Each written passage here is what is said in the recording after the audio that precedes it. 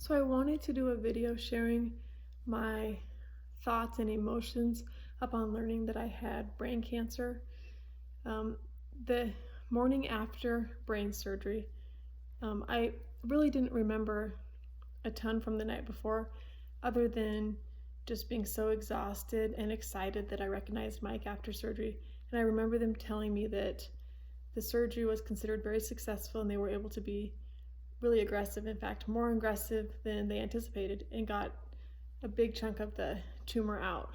But then the morning after surgery, Mike recounted to me that during the surgery, Dr. Lillihei had called him and Heather back and told him that the initial pathology showed that the tumor was more advanced and was most likely a stage 3 or stage 4, but we wouldn't know until the following week that it was actually stage 4.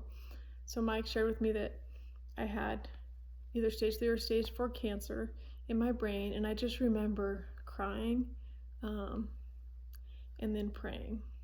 And other than that part of it, like the initial just crying and the shock of it and the praying, I don't have a lot of memories that day in terms of the emotions of processing all of that. My memory is more related to just family time, being with Mike and Liz in the hospital, and then getting time with all my siblings and my parents who were all in town. And I think that was a good distraction for me that day, getting to talk to everybody about kind of what was happening in their life and the upcoming weeks and what their kids were up to and how they were feeling about school starting back up. And then that evening, my next memory is from that evening when I was only getting like a couple hours of sleep every night due to the steroids I was on. And I just remember waking up after like an hour of sleep and kind of forgetting that I had brain cancer, which was kind of weird. And then I saw I was in the hospital and it kind of all came back, and that hit me pretty hard. I just remember crying and being overwhelmed. And also kind of like shocked at the whole forgetting thing. And then after we got home from the hospital, that happened a couple more times where I would wake up in the middle of the night and I would just forget all that had transpired with the seizure and surgery and having cancer in my brain. And at those times, if I wasn't careful, I could easily go down a road of fear, which sometimes I did.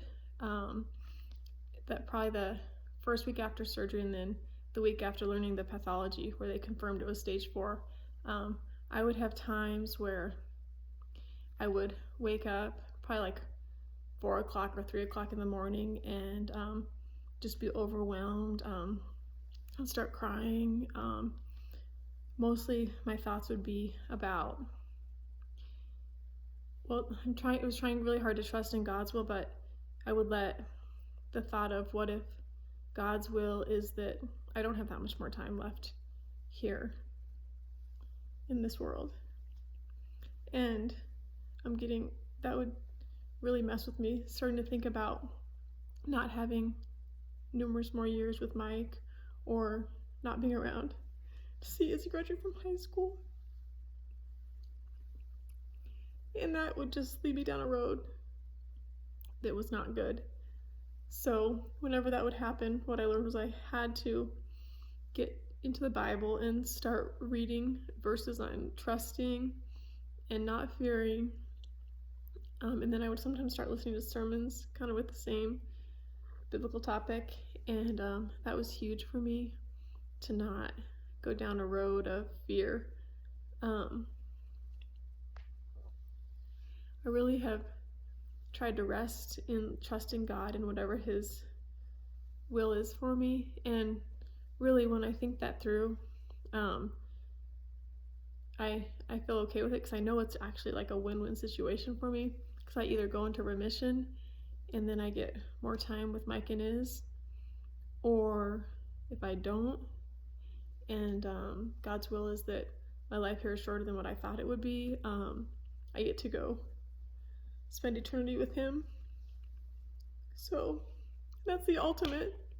So that's, actually when I say win-win, that's like the top win. in my earthly desires. I'm not ready for that yet. So at first, the first few weeks, that kind of overwhelmed me at times, those thoughts. But I don't have to battle that as much anymore. I feel I can rest in God's will for whatever my future is more so now. And a big thing for me has been Isaiah 55:8, which I posted on my last blog, which speaks about how God's ways and thoughts are much higher than ours. And I just have to keep that in the forefront of my brain and remember that truth.